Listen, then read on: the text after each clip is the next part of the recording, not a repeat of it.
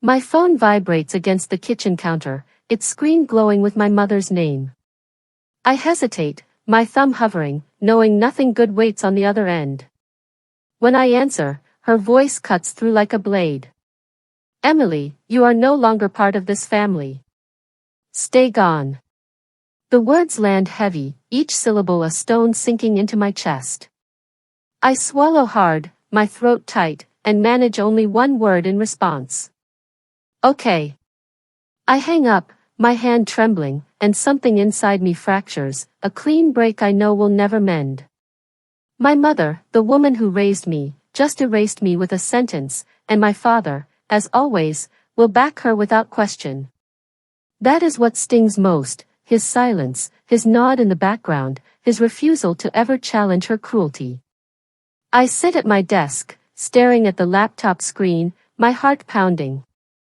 I have carried them for years, my paychecks keeping their lights on, their mortgage paid, their lives steady. Their names are on the house, but my money holds it together. Not anymore. I open the banking portal, my fingers moving with cold precision. First, I remove my name from the home equity loan. The bank representative's voice is calm, professional, as she confirms the paperwork is in motion. By the time I log off, my liability is gone. Next, I lock the backup account I set up after my father's heart scare 2 years ago.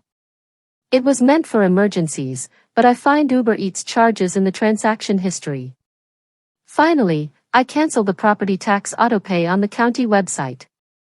They will not notice until the warning letters arrive, but that is no longer my problem. I go to bed, the weight of their words still heavy, but my resolve heavier. At 7 in the morning, my phone buzzes again. It is my father, his voice breathless, panicked. Emily, why is the county threatening foreclosure? What did you do? I let the call go to voicemail, pour myself coffee, and start my workday as if it is any other Wednesday. By 9, a sharp knock rattles my apartment door. I peer through the peephole and almost laugh.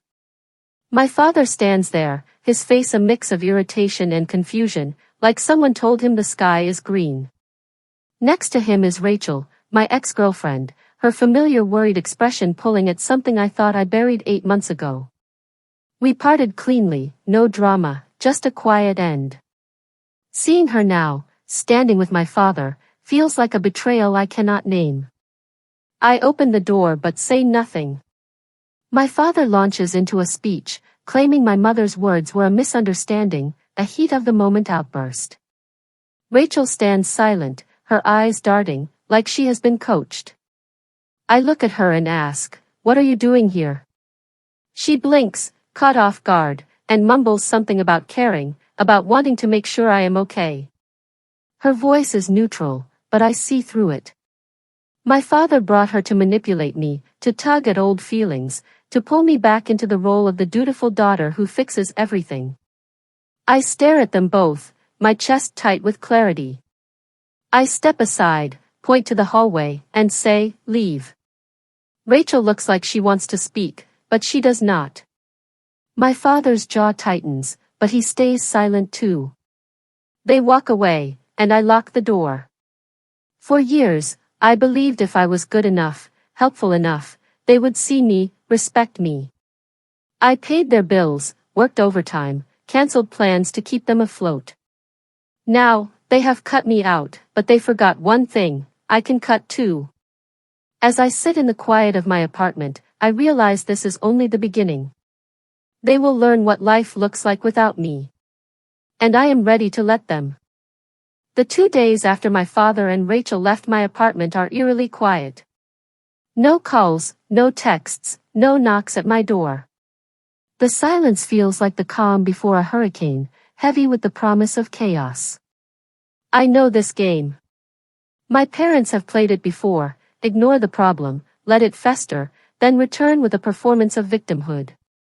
I wait, expecting the next move. On the 3rd day, it arrives.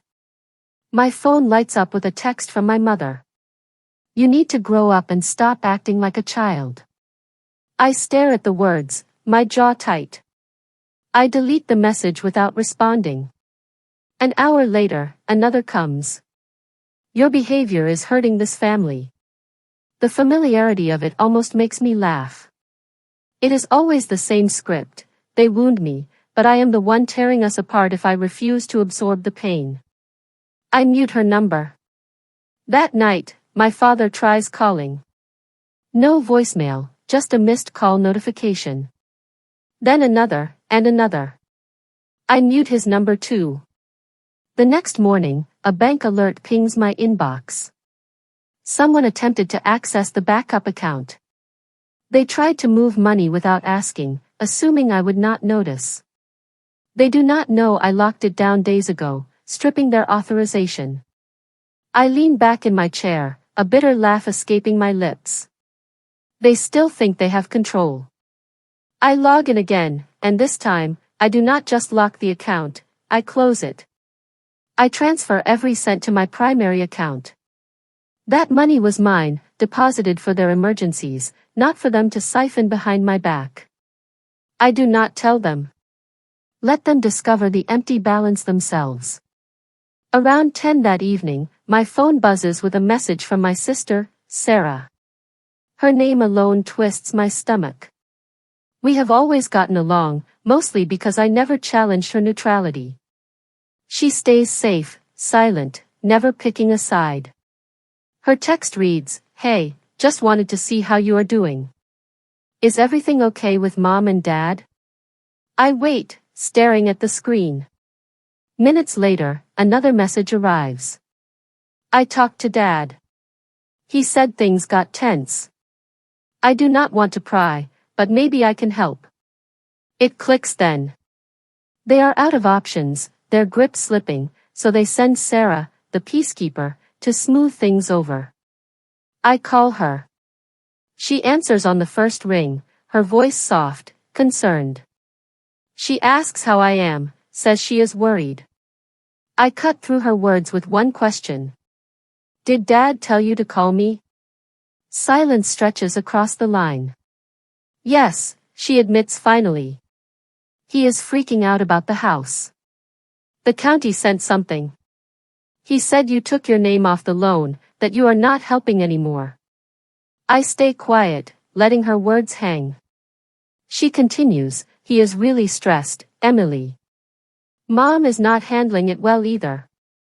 Maybe if you just, I interrupt. Are you asking me to fix it again? Another pause. No, I am just saying maybe this is not worth all the drama. You know how they are. Yes, I know. That is the problem. I remind her, my voice steady, that she still owes me $1,800. Silence again. I tell her I am not pulling her into this, but I am done returning to the way things were. She says, I cannot afford to upset you right now. I am staying out of it. It is the smartest thing she has said in years. After we hang up, I sit in the dark, my mind tracing years of sacrifices. I worked overtime to cover their mortgage when winter hit hard. I canceled a trip with friends to send money for their broken car. I never asked for thanks, but now, the first time I say no, I am the villain. They lit the match, not me. I am not burning their bridge, I am walking away from the ashes. And I am not done yet. The silence from my parents holds for a few more days, but the tension lingers like a storm cloud ready to break. By Friday night, my father's voicemail cracks through the quiet. His voice wavers, trying to mask desperation.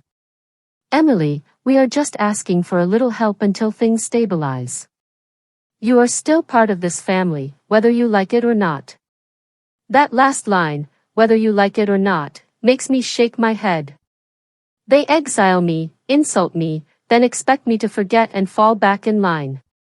No apology, just the same tired assumption that I will fix their mess. I do not respond. On Sunday, I take another step. The power bill and internet for their house are still under my name, set up a year ago when they fell behind on payments. It was supposed to be temporary, but they never took it back. I log into the utility accounts, remove their address, and close them out. I pay the final bills and shut it all down clean. An hour later, my mother texts. Why is the Wi-Fi not working? I ignore it. Another message follows. We lost power for 2 hours today. What is going on? I stay silent. By afternoon, my phone buzzes with unfamiliar numbers. Voicemails pile up, a utilities representative, someone from their church, even a distant family friend I have not spoken to in years. The last one is Rachel. Her voice is shaky, nervous. She says my mother called her, crying, claiming I am trying to destroy them. She asks if I am okay, if she can do anything. I delete the message. I do not need her guilt trips or her recycled concern, not after she walked away from us 8 months ago and showed up uninvited, playing their game. Monday morning, my father calls again.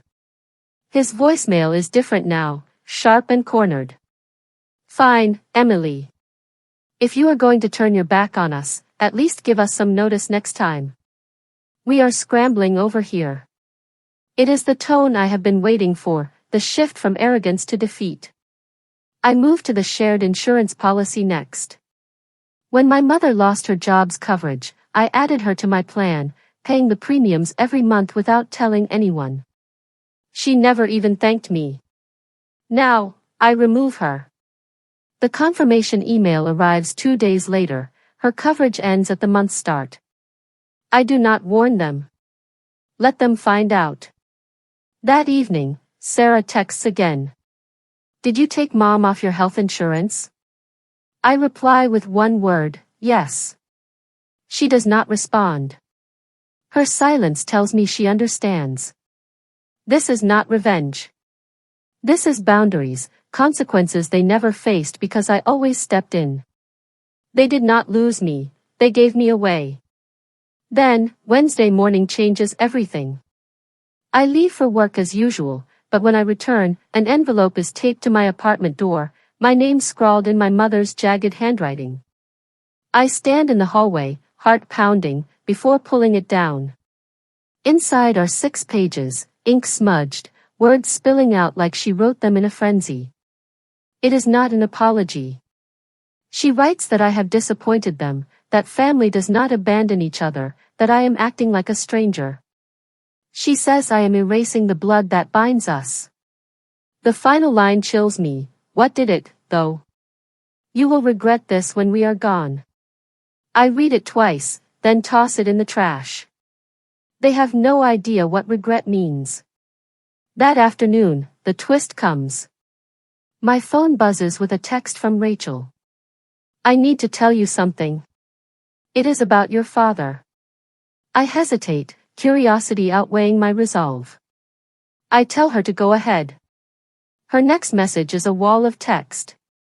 She says my father offered her money to visit me that day, to pay back what he owed her from a failed startup she invested in after our breakup. He thought she could sway me to reverse my decisions. She did not take the money, but she went. I stare at the screen, the betrayal sinking in.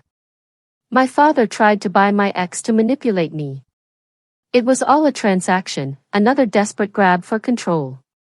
I block her number and delete the thread, my hands shaking not with anger, but with a cold, clear resolve. They will never change. And I am done trying to save them. The revelation about my father's attempt to bribe Rachel lingers like a bitter aftertaste, but I push it aside and focus on the life I am building without them. By the end of the week, their panic becomes undeniable. Friday morning, I wake to 5 missed calls and 2 voicemails from my father. The first is just heavy breathing, as if he cannot find the words. The second is quieter, almost hollow. Emily, the county sent a letter. They are giving us 30 days. I need to talk to you. I stare at the screen, wondering if he remembers telling me I am no longer part of the family. Does he realize what kind of person says that to their daughter and still expects her help? I do not call back. Instead, I check for any remaining ties. There is one I have not touched, the shared Amazon account, still linked to my credit card.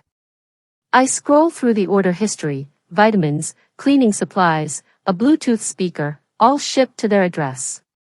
I delete the card, change the password, and log out. Hours later, Sarah texts. Mom tried to order something, but the payment failed. What is going on? I reply, ask her. She does not respond. That weekend, I need space to breathe, to think.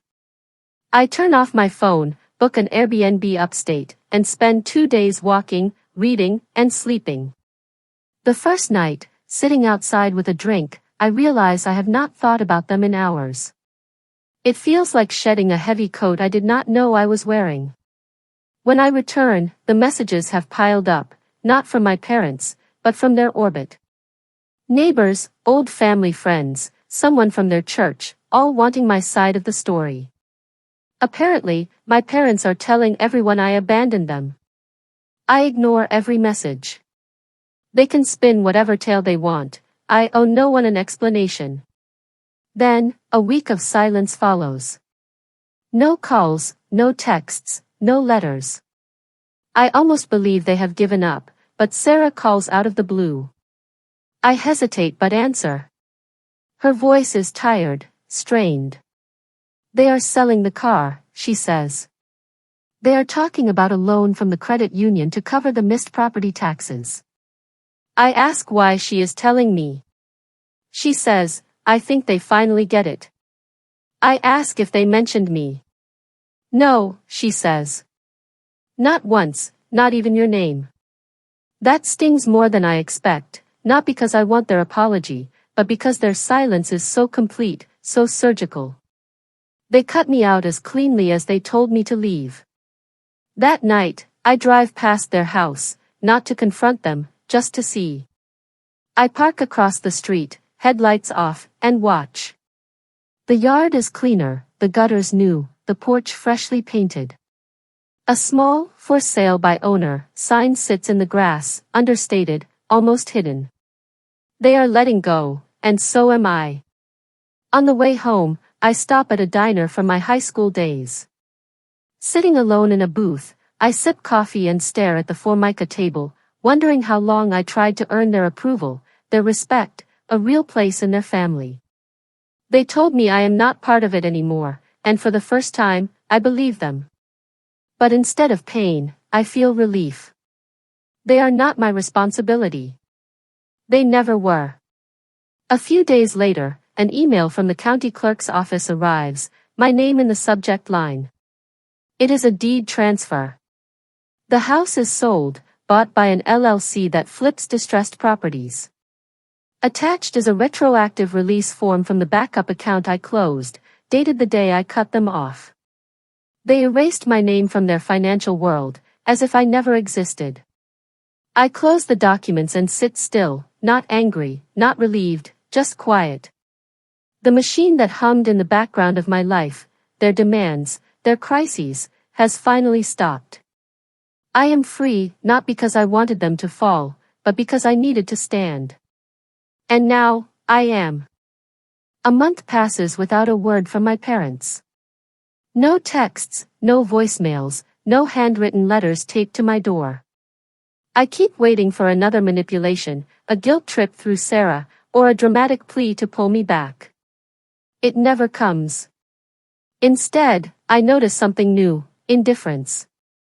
A neighbor from their old street messages me on Facebook, casual and unprompted. Your folks seem busy. I saw them painting the porch before they sold the place. I do not know how to respond. Painting the porch? They never fixed anything themselves, always waiting for me to step in. Sarah confirms it later. They sold furniture, she says. Mom is working part-time at a flower shop. Dad is doing repair jobs for an old friend. I ask if they mention me. Not at all, she says. The words sting, but they also mean something has shifted. They are handling their own lives, and I am no longer part of the story. One evening, I search my mother's name online, curious despite myself. A business registration pops up, filed 2 weeks ago. A shop called Vera and Vine, named after her grandmother, a name she rarely used. It feels personal, like a piece of her I never knew. I drive to the east side of town that weekend, not to confront, just to see. I park across the street, windows up. My mother is inside, talking to a customer, her face calm, almost content. Potted plants line the window, old books stack a shelf, handmade soaps sit in a wire basket. She smiles, and it does not feel like betrayal, it feels like watching a stranger from a different life. I drive away, the image lingering but not pulling me back. That night, Sarah texts. Thanks for not dragging me deeper into it. I paid you back the 1800. You will see it soon. I check my account days later, and there it is, transferred in full. No further words, no explanations. It is not about the money, it is about what it means. Everyone has moved on, carrying their piece of the fallout. No apologies, no second chances, just a slow, clean drift. That is what I needed. Weeks later, the silence holds. No calls from my parents, no messages from their church, no distant relatives playing mediator. It is the kind of quiet that comes after something truly ends. I realize this is the life I thought I would have to fight for, a life where I am not the fixer, the unpaid accountant, the buffer for their chaos. I cook for myself, read books I love, breathe without checking my phone for the next crisis. I am not bitter, which surprises me. I thought I would carry their betrayal forever, but I am not holding on to it anymore. I am not measuring my worth by what I gave them. They called me expendable, a line on a bank statement, and I finally believe them. That belief sets me free. I reconnect with friends I distanced myself from, not to share my story, but because I no longer need to hide it. When someone asks, "Do you talk to your parents?" I say, "No, we are not close." No shame, no explanation. One evening, I run into a woman who knew my mother, a neighbor from years ago. She mentions the shop, calls it cute, says my mother is there often. I nod, smile, and walk away. I do not need more. Days later, a package arrives, no return address. Inside is a vintage notebook, the kind I loved as a teenager, with a pressed white camellia tucked between its pages. In the language of flowers, it means, "My destiny is in your hands." I know it is from my mother. No note, no name, just a gesture. I hold it, then place it on a shelf, untouched. It is not a door reopening, not an apology, it is enough. I am not waiting for their healing. I have built my own. I am responsible for me, and for the first time, that is all I need to be.